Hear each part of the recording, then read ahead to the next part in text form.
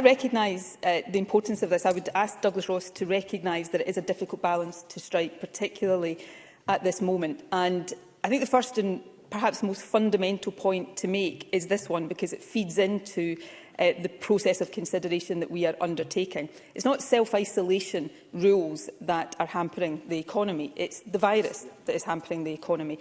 And the reason why we have tightened isolation rules for household contacts is that one of the things we already know about Omicron is that it has a much higher attack rate within groups of people who are living closely together.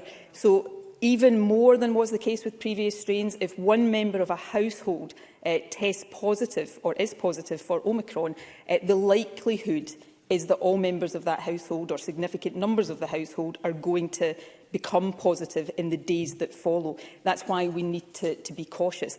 The danger is if we move away from that too quickly, then all we do is spread more infection, and actually the impact on the economy, which I absolutely recognise, gets greater. So we need to be careful about that. I absolutely agree we shouldn't take too long, but nor should we move too quickly at this critical stage of trying to manage our way through the Omicron challenge.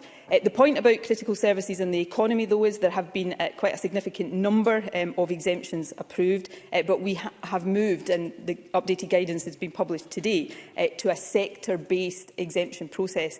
And the advice and the consideration that the Government has given is that that is more likely in the short term to alleviate the pressures on the economy in a safe and sustainable way than opening up much more widely the self-isolation rules right now. But this is something that is going to change in the period ahead. If I can say, and I know Douglas Ross picked up on my use of the word days followed by weeks, there is an uncertainty around this. I hope it is soon, but we can't take a view that we need to base this on careful public health considerations and then arbitrarily set a date for doing it. So this is something, even over the Christmas period ahead, that the Government will be reviewing very, very carefully. And just as soon as the public health advice says that the benefits outweigh the risks, we will move to a more proportionate system. But in the meantime, through the exemption scheme, we will work to alleviate the pressure that is being felt on the economy and particularly on critical services. I accept all of that, but can I stress and underline, if we act rashly right now, in these days, and I'm talking days here, then what we risk is a really counterproductive effect that makes what we are all living through longer rather than shorter. And that's the weight of responsibility that rests on the shoulders of those of us having to take the decisions. And these studies are really positive, but these studies are also early data, as the authors of them are pointing out. And when even the authors are saying, don't get carried away yet with what these studies are telling you, then I think we should listen.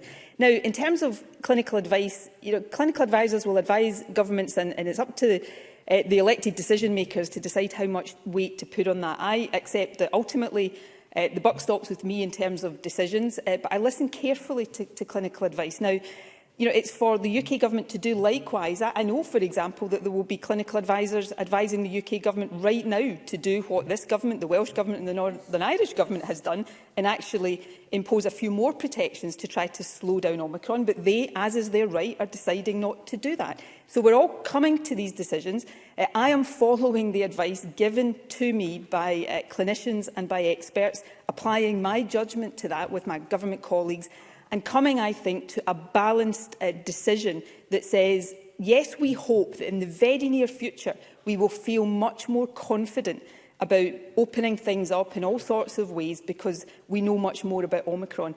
We're not quite at that stage yet, despite these positive reports, and if we move too quickly, then by the time this Parliament returns after recess, I suspect people across the chamber would be looking at me and saying, why did you do that and prolong the agony that we're living through?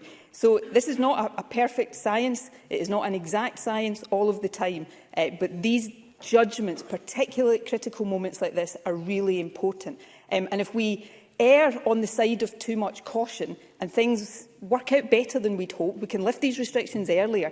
But if we err on the other side, we actually do a lot more damage. And some of that damage is measured in human lives. And that's why these judgments are so important and why we must take them so seriously.